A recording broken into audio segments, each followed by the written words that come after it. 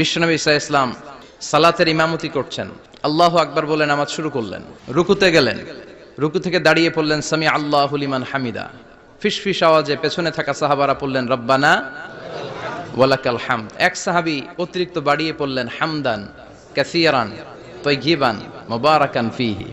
পারেন না সবাই? পড়েন হামদান কাসীরান তাইয়িবান মুবারাকান ফী।